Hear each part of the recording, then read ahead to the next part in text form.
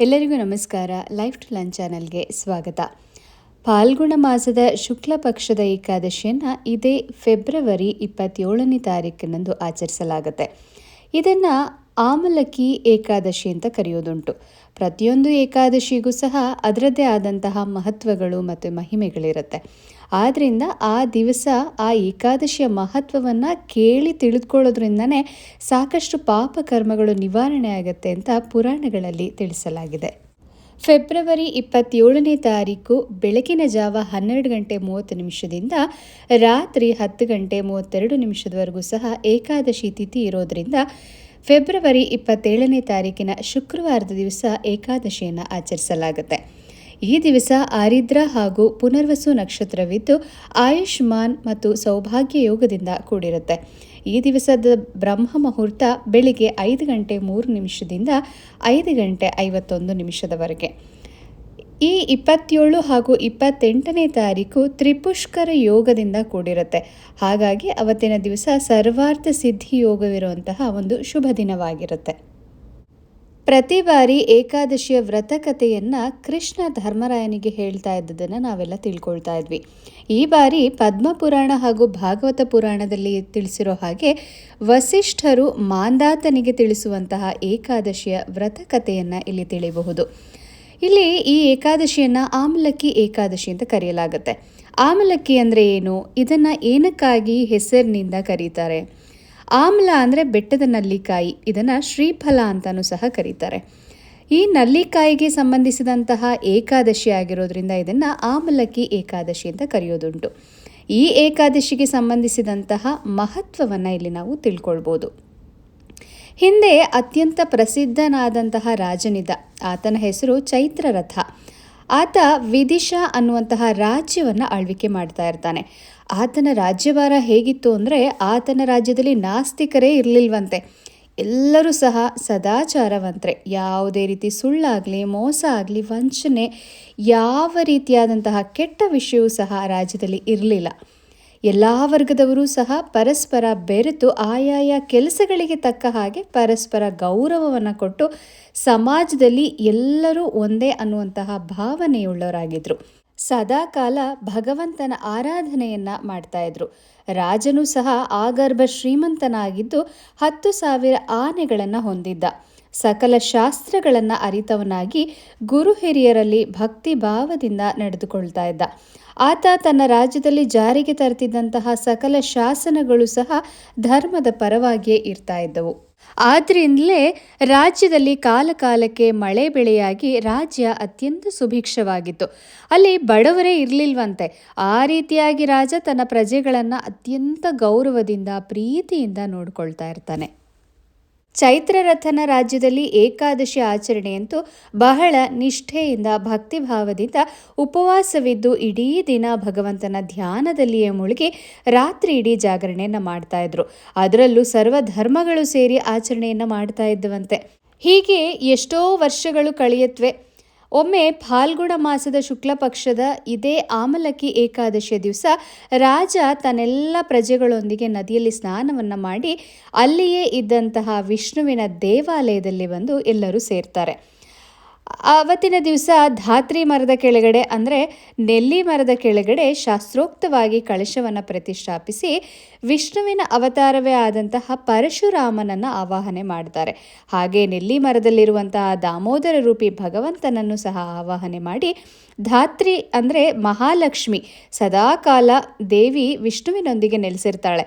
ಆದ್ದರಿಂದ ಲಕ್ಷ್ಮಿಯನ್ನು ಆರಾಧನೆ ಮಾಡಿ ಸುತ್ತಲೂ ದೀಪವನ್ನು ಬೆಳಗಿಸಿ ಪರಶುರಾಮನಲ್ಲಿ ಪ್ರಾರ್ಥನೆಯನ್ನು ಮಾಡ್ತಾ, ಅಪ್ಪ ಭಗವಂತ, ಬದುಕಿರುವಷ್ಟು ಕಾಲ ನಮಗೆ ಎಲ್ಲ ಅವಶ್ಯಕ ಸುಖ ಭೋಗಗಳನ್ನು ಕೊಟ್ಟು ಹಾಗೆ ಮರಣಾನಂತರ ಮುಕ್ತಿಯನ್ನು ಕೊಡು ಅಂತ ಪರಶುರಾಮನ ಬಳಿ ಕೇಳ್ಕೊಳ್ತಾರೆ.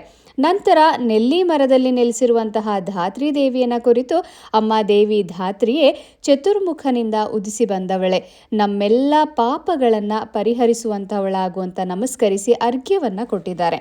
ನಂತರ ಆ ನೆಲ್ಲಿ ಮರಕ್ಕೆ ಪ್ರದಕ್ಷಿಣೆಯನ್ನು ಮಾಡಿ ಪರಶುರಾಮನನ್ನು ವಿವಿಧ ನಾಮಗಳಿಂದ ಸ್ತುತಿಸ್ತಾರೆ.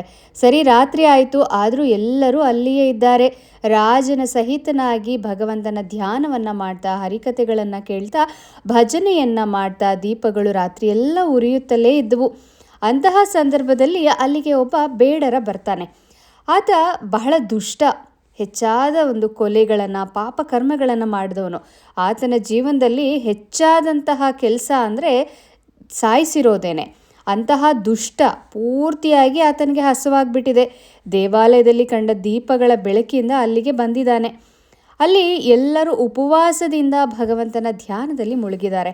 ಅದನ್ನೆಲ್ಲ ಕಂಡು ಬಹಳ ಆಶ್ಚರ್ಯವಾಗುತ್ತೆ. ಅಲ್ಲೇ ದೂರದಲ್ಲಿ ಕುಳಿತುಕೊಂಡು ಎಲ್ಲವನ್ನ ಗಮನಿಸ್ತಾ ಇರ್ತಾನೆ. ಕಳಶವನ್ನು, ಪರಶುರಾಮನನ್ನು, ದೀಪಗಳನ್ನು ನೋಡ್ತಾನೆ, ದಾಮೋದರ ಮೂರ್ತಿಯನ್ನು ನೋಡ್ತಾನೆ, ಧಾತ್ರಿ ಮರವನ್ನು ನೋಡ್ತಾನೆ. ಎಲ್ಲವನ್ನ ಕಂಡು ಹೇಗೆ ಅಂದರೆ ಎಲ್ಲರೂ ಕೊಂಡಾಡ್ತಿದ್ದಾಗ ಆ ಬೇಡನಿಗೆ ಕಲಶದಲ್ಲಿ ಪರಶುರಾಮ, ನೆಲ್ಲಿ ಮರದಲ್ಲಿ ದಾಮೋದರ, ಧಾತ್ರಿ ಇರೋದನ್ನು ಕಂಡುಕೊಳ್ತಾನೆ. ಅವರು ಹೇಳ್ತಾ ಇದ್ದಂಥ ಕತೆಗಳಿರ್ಬೋದು, ಭಜನೆಗಳಿರ್ಬೋದು, ಎಲ್ಲವನ್ನ ಕೇಳ್ತಾ ಕೇಳ್ತಾ ತನ್ನ ಹಸಿವನ್ನು ಮರೆತು ತಾನೂ ಸಹ ವಿಷ್ಣು ಭಕ್ತನ ಹಾಗೆ ಎಲ್ಲವನ್ನ ಕೇಳ್ಕೊಂಡು ಕುಳಿತುಕೊಂಡು ಬಿಡ್ತಾನೆ. ಆತ ಅಲ್ಲಿ ಬಂದಿದ್ದು ಹಸುವಿನಿಂದ, ಆದರೆ ಅಲ್ಲಿ ಉಪವಾಸದ ಜಾಗರಣೆ ನಡೀತಾ ಇರುತ್ತೆ. ಹಾಗಾಗಿ ಆ ಜನರ ಒಂದು ಭಕ್ತಿಯ ಜೊತೆಗೆ ತಾನೂ ಆ ಭಕ್ತಿಯಲ್ಲಿ ಮುಳುಗೋಗ್ಬಿಟ್ಟಿರ್ತಾನೆ. ಸರಿ, ಬೆಳಗಿನ ಜಾವ ಆಗತ್ತೆ. ರಾಜ ಕಲಶ ವಿಸರ್ಜನೆಯನ್ನು ಮಾಡಿ ತನ್ನ ಅರಮನೆ ಕಡೆಗೆ ಹೊರಡ್ತಾನೆ. ಉಳಿದ ಜನರು ಸಹ ಜಾಗರಣೆಯನ್ನು ಮುಗಿಸಿ ಅವರವರ ಮನೆ ಕಡೆ ಹೋಗ್ತಾರೆ. ಹಾಗೆ ಆ ಬೇಡನೂ ಸಹ ಏನೋ ಒಂದು ಸಂತೋಷ, ತನಗೆ ಏನೋ ಒಂದು ಸಿಕ್ಕಿದೆ ಅನ್ನುವಂತಹ ಒಂದು ಮನೋಭಾವ. ಹಾಗೆ ತಾನು ಸಹ ಮನೆ ಕಡೆ ಹೋಗ್ತಾನೆ. ಕಾಲಕ್ರಮೇಣ ಆ ಬೇಡನಿಗೆ ವಯಸ್ಸಾಗ್ತಾ ಆಗ್ತಾ ಸತ್ತು ಹೋಗ್ಬಿಡ್ತಾನೆ. ಆಶ್ಚರ್ಯ ಅಂದರೆ ಎಂತಹ ದುಷ್ಟ ಆ ಬೇಡ, ಆದರೂ ಸಹ ಅವನಲ್ಲಿ ಎಲ್ಲೋ ಒಂದು ಚೂರು ಭಕ್ತಿ ಇತ್ತು. ಆದ್ದರಿಂದಲೇ ಆತ ಒಂದು ದಿನ ಬಂದು ಆಮಲಕಿ ಏಕಾದಶಿಯ ಆಚರಣೆಯನ್ನು ನೋಡ್ತಾ ಕೂತ್ಕೊಂಡಿದ್ದ.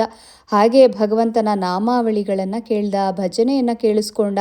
ಇದರಿಂದ ಆತ ಮುಂದಿನ ಜನ್ಮದಲ್ಲಿ ವಿಧುರಥ ಅನ್ನುವಂತಹ ರಾಜನ ಮಗನಾಗಿ ವಸುರಥ ಅನ್ನುವ ಹೆಸರಿನಿಂದ ಬಹಳ ಪ್ರಸಿದ್ಧಿಯಾಗ್ತಾನೆ. ಬಹಳ ಪರಾಕ್ರಮಿಯಾಗಿ, ಧಾರ್ಮಿಕನಾಗಿ, ಚಂದ್ರನಂತಹ ಪ್ರಭೆಯುಳ್ಳವನಾಗಿದ್ದ. ಸತ್ಯವಂತನಾಗಿ, ವಿಷ್ಣು ಭಕ್ತಿಯಿಂದಲೇ ಆಸಕ್ತಿಯನ್ನು ಹೊಂದಿದವನಾಗಿದ್ದ. ಯಜ್ಞ ಯಾಗಾದಿಗಳನ್ನು ಮಾಡಿ ದಾನ ಧರ್ಮಗಳನ್ನು ಮಾಡ್ತಾ ಇದ್ದಂತೆ. ಒಮ್ಮೆ ತನ್ನ ಸೈನ್ಯದೊಂದಿಗೆ ಬೇಟೆಗೆ ಹೋದಾಗ ಸೈನ್ಯದಿಂದ ದೂರಾಗಿ ಏಕಾಂಗಿಯಾಗ್ಬಿಡ್ತಾನೆ. ಅತಿಯಾದ ಆಯಾಸದಿಂದ ಅಲ್ಲಿಯೇ ಒಂದು ಮರದ ಕೆಳಗಡೆ ಮಲ್ಕೊಂಡಿರ್ತಾನೆ. ಆತ ಮಲಗಿದ್ದಾಗ ಈ ಮ್ಲೇಚ್ಛರರ ಗುಂಪು ಒಂದು ಬರುತ್ತೆ. ಮ್ಲೇಚ್ಛರರು ಅಂದರೆ ಒಂದು ಅಸ್ಪಷ್ಟವಾದಂತಹ ಭಾಷೆಯನ್ನು ಉಳ್ಳವರು, ಈ ಕಾಡು ಜನಾಂಗದವರು. ಅವ್ರು ಹೇಗೆ ಅಂದರೆ ಯಾರು ಎಲ್ಲ ಅನುಕೂಲವಾಗಿ ಎಲ್ಲ ಇರ್ತಾರೆ ಅವ್ರ ಹತ್ರ ಕಿತ್ಕೊಂಡು ತಿನ್ನುವಂಥದ್ದು, ಅವರಿಗೆ ಅವರ ಮೇಲೆ ಹಲ್ಲೆಯನ್ನು ಮಾಡುವಂತಹ ಒಂದು ಪರದೇಶಿ ಜನಗಳು ಅಂತ ಹೇಳೋ ಒಂದು ಗುಂಪು.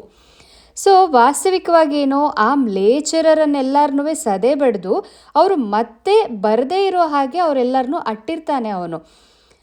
ಈಗ ಅವರ ಒಂದು ಗುಂಪೇ ಬಂದು ಮಲಗಿದ್ದಂತಹ ಈ ರಾಜನನ್ನು ನೋಡಿ, ಅಯ್ಯೋ ಇವನೇ ಅಲ್ವಾ ನಮ್ಮ ಸಕಲ ಕುಟುಂಬದವರೆಲ್ಲರನ್ನ ಕೊಂದು ಮಾರಣ ಹೋಮ ಮಾಡಿದವನು, ಈಗ ಇಲ್ಲೇ ಮಲಗಿದ್ದಾನೆ, ಇಲ್ಲೇ ಇವನನ್ನು ಕೊಂದು ಬಿಡಬಾರದು ಅಂತ ಆ ಮ್ಲೇಚ್ಛರರೆಲ್ಲರೂ ನಿರ್ಧಾರವನ್ನು ಮಾಡಿ ತಮ್ಮಲ್ಲಿ ಇದ್ದಂತಹ ಆಯುಧವೆಲ್ಲವನ್ನು ಅವನ ಮೇಲೆ ಆಕ್ರಮಣ ಮಾಡ್ತಾರೆ.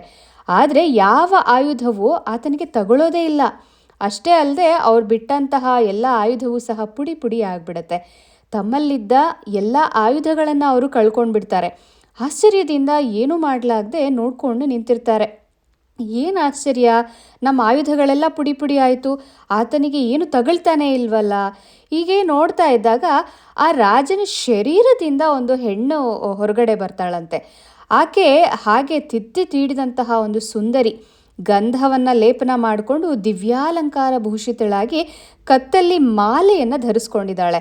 ಆಕೆ ಹುಬ್ಬನ್ನು ಮೇಲೇರಿಸ್ತಾ ಬರ್ತಾ ಇದ್ದರೆ ಆಕೆ ಕಣ್ಣಿನಿಂದ ಬೆಂಕಿಯ ಕಿಡಿ ಹೊರಹೊಮ್ಮೋ ರೀತಿ ಭಾಸವಾಗ್ತಾ ಇತ್ತಂತೆ.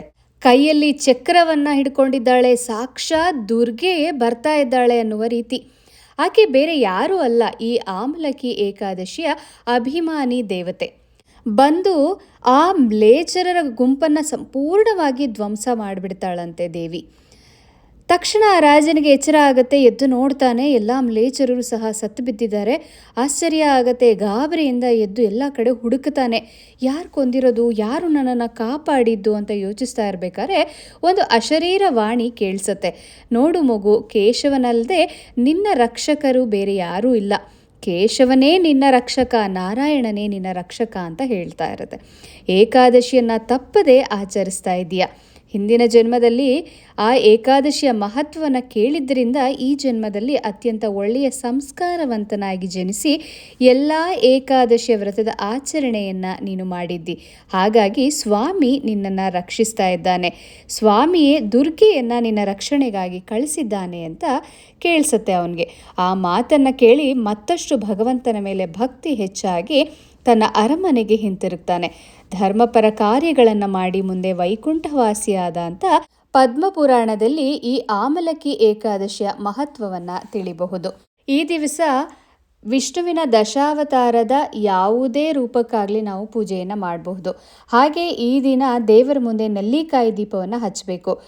ಸಿಗತ್ತೆ ನಮಗೆ ಪರವಾಗಿಲ್ಲ ಅನ್ನೋದಾದರೆ 8 ದೀಪದವರೆಗೂ ನಾವು ಹಚ್ಬೋದು. ಇಲ್ಲ ತುಂಬ ಅಪರೂಪ ಸಿಗೋದಿಲ್ಲ ಅನ್ನೋಂಥವ್ರು ಅಟ್ಲೀಸ್ಟ್ 2 ದೀಪನಾದರೂ ನೀವು ತಂದು ಹಚ್ಬೋದು. 2, 5 ಅಥವಾ 8 ದೀಪಗಳನ್ನ ಹಚ್ಬೋದು ನಾವು.